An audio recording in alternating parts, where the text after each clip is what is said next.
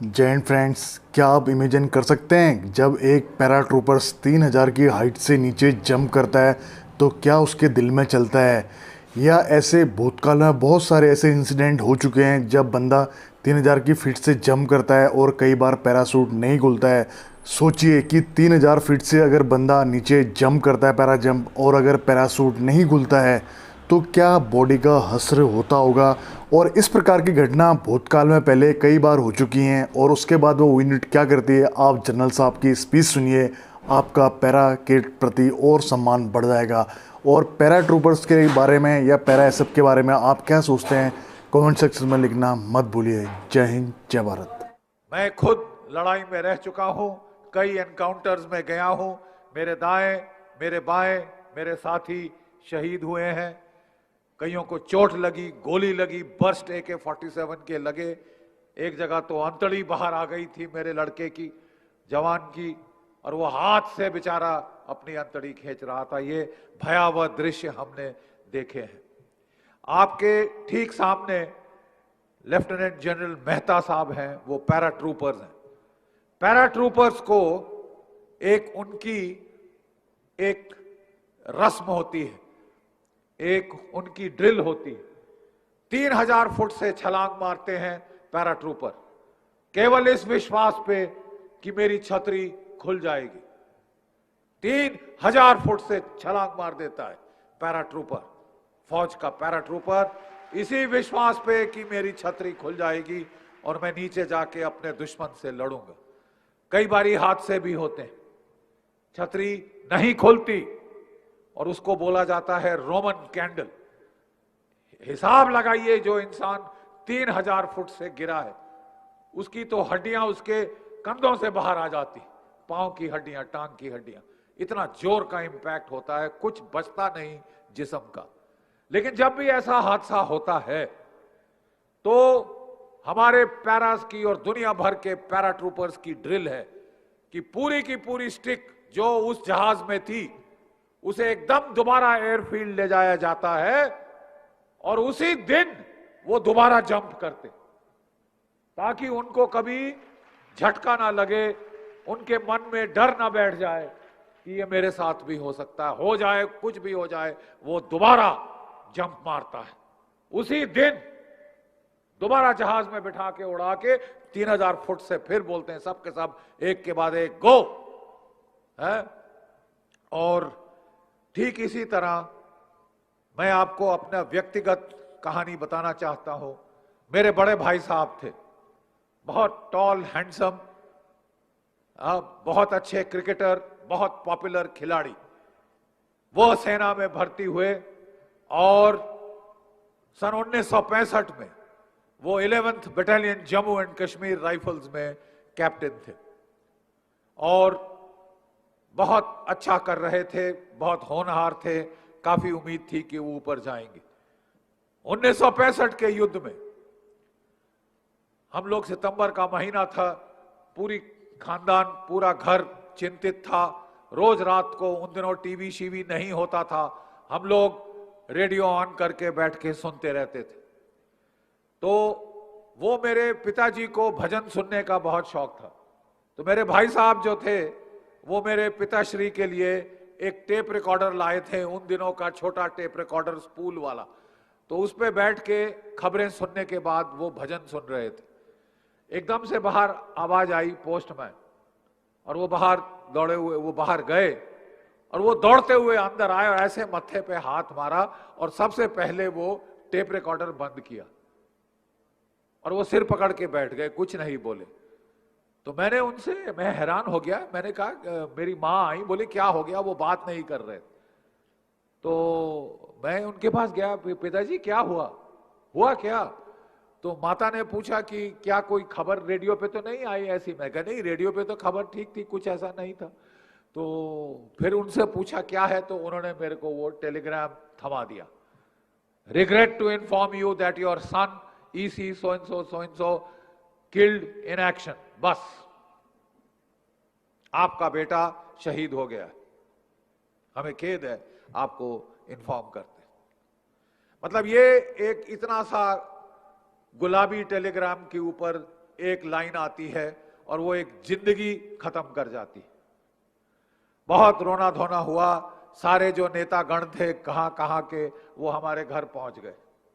ठीक है साहब, लेकिन आप जानते हैं हमारे जैसे वर्दी वाले, कोई भी रंग हो वर्दी का, खाकी, नीला, हरा, सफेद, कॉमेफ्लाज पैटर्न, सब जानते हैं कि जिस साल शहादत होती है, जिस महीने शहादत होती है, तो पूरी दुनिया आपके घर टूट आएगी।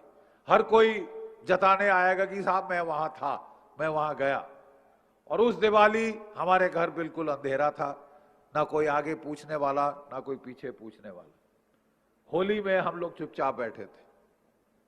ये हम फौजियों की, वर्दी वालों की फितरत है, कोई बात नहीं। उसी साल 65 में मेरे बड़े भाई साहब शहीद हुए और 66 में बच्चों मैंने चुपचाप से बगैर मां बाप को बताए अपना एनडीए का एंट्रेंस टेस्ट के लिए मैंने भर के फॉर्म भेज दिया। उसी अगले साल सितंबर 1965 में भाई साहब की शहादत हुई थी, अगले साल हमने वो भर के भेज दिया। और जब रिटन एग्जाम का टाइम आया तो मैंने बोला मैं दोस्त को मिलने जा रहा हूं। मैंने वैसे झूठ नहीं बोला, मैं फौज में दोस्तों को मिलने तो जा रहा था। तो मैं दिल्ली जाके इम्तिहान दे आया और जब वापस आया तो मैं रिटन में थ्रू हो गया।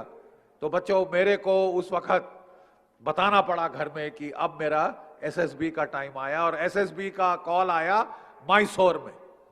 तो मतलब वहां ये भी नहीं सट्टा मार सकते थे कि मैं दोस्त को मिलने जा रहा हूं, क्योंकि मैसूर में मेरा कोई दोस्त नहीं था उस वक्त।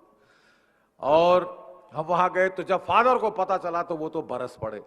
वो बोले यार मेरे खानदान ने ठेका ले रखा है कि एक के बाद एक हम अपने लड़के भेजें मरने के लिए, और खानदान खत्म हो गए क्या, उनके लड़के नहीं है ये वो। मैंने कहा पिताजी मैं और खानदानों से मुझे क्या लेना, मैं तो फौज में जा रहा हूं। बोले क्यों? मैंने कहा क्योंकि मेरे भाई की लाश की दुर्गति हुई है और जिस सिपाही के साथी की या भाई के लाश की दुर्गति हो उसके लिए अनिवार्य है कि वह बदला ले अपने दुश्मनों से। मैंने कहा आप मेरी किस मुंह से चिता जलाएंगे जब तक हम अपने माथे पे ये लगा कलंक नहीं हटाएंगे कि हमारे भाई की लाश के साथ दुर्गति करी, चीथड़े उड़ गए उस लाश के। तो साहब मैं अपने रिटन एग्जाम के लिए गया, ठीक है साहब, और वो पास हो गया। अब वो एसएसबी के लिए जाना था। तो फादर बहुत विचलित हुए, उन्होंने बोला अच्छा ठीक है, मैं पढ़ाई लिखाई में बहुत अच्छा था, मैं ज्यादातर टाइम लाइब्रेरी में गुजारता था, मेरे कपड़ों पे स्याही लगी रहती थी वो टर्नआउट भी ठीक नहीं होता था। तो फादर ने बोला तू तो फौज में भर्ती हो ही नहीं पाएगा, तू सिलेक्ट नहीं होगा, तू कर ले कोशिश।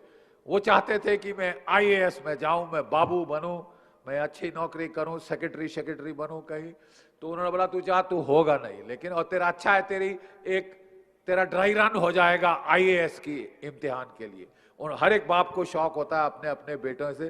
तो उनका सोच था कि मैं आईएएस के इम्तिहान में थ्रू होके सेक्रेटरी बनूंगा, एक बेटा आईएएस में भेजेंगे, तो तू पास ही नहीं होगा। जब बच्चों रिजल्ट आया तो मैं पूरे इंडिया में ऑल इंडिया मेरिट लिस्ट में नंबर 2 था। और अब मैंने पिताश्री से बोला कि पिताश्री अब तो जाने दीजिए, अब तो जाने दीजिए। तो उनको मन मार के हमें फौज भेजना पड़ा। और देखिए किस्मत, मेरा बैच है 1971 का बैच, ठीक है, 1971 द बैच ऑफ 71। हमको 14 दिसंबर 1971 को कमीशन मिलनी थी।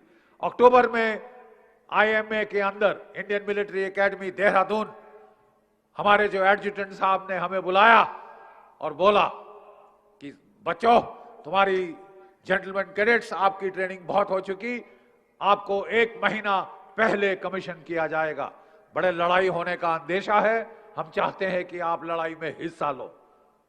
और हम लोगों को 14 नवंबर 1971 को कमीशन मिली, 10 दिन की छुट्टी मिली माँ बाप को मिलने। आप अंदाज लगा सकते हैं मेरे माँ बाप पे क्या गुजरी होगी। अभी कुछ साल पहले उनका बड़ा बेटा 1965 के युद्ध में शहीद हुआ था और उसके ठीक 6 साल बाद उनका दूसरा बेटा युद्ध में जा रहा था। तो खैर उन्होंने कुछ नहीं कहा, भगवान के भरोसे छोड़ दिया और मां ने भी कहा बेटा आशीर्वाद, इससे ज्यादा हम कुछ नहीं कह सकते, अपना फर्ज करो, go and do your duty. हम लोग रेलवे स्टेशन पे उतरे और हमारे जवान वहां खड़े थे, उनके कंधों पे बंदूकों पे संगीन लगी हुई थी बगैर स्कैबर्ड के और चमचमा रही थी वो सर्दी की धूप में, ठीक है साहब, और सील हेलमेट सबने डाली हुई थी। पूरा सिलीगुड़ी रेलवे स्टेशन भरा हुआ था इन लोगों से। और हम जैसे ही उतरे तो हम कोई 20-25 थे मेरे बैच के, हम एक दूसरे को गले मिल रहे थे कि शायद आखिरी बार मिल रहे हैं। लेकिन साहब उस वक्त हमारे जवान आए, बोले साहब जल्दी करो, पलटन तो बांग्लादेश में है, ये बाद में मिल लेना। बोले सामान, बोले साहब सामान आ जाएगा, ये स्टील हेलमेट पकड़ो और ये है आपकी स्टेन मशीन कार्बाइन, इसका साहब वो स्कैबर्ड उतार लेना, कहीं भी रास्ते में जरूरत पड़ सकती है। अपनी सर्विस की पहली रात हम लोग लड़ाई में थे, मेरे कितने सारे साथी शहीद हुए, कितनों की टांगें गई, कितनों के हाथ गए, प्लास्टिक की टांग पे लंगड़ाते चलते हैं वो आज। लेकिन बच्चों, हमको बड़ा फख्र है कि मात्र 13 दिन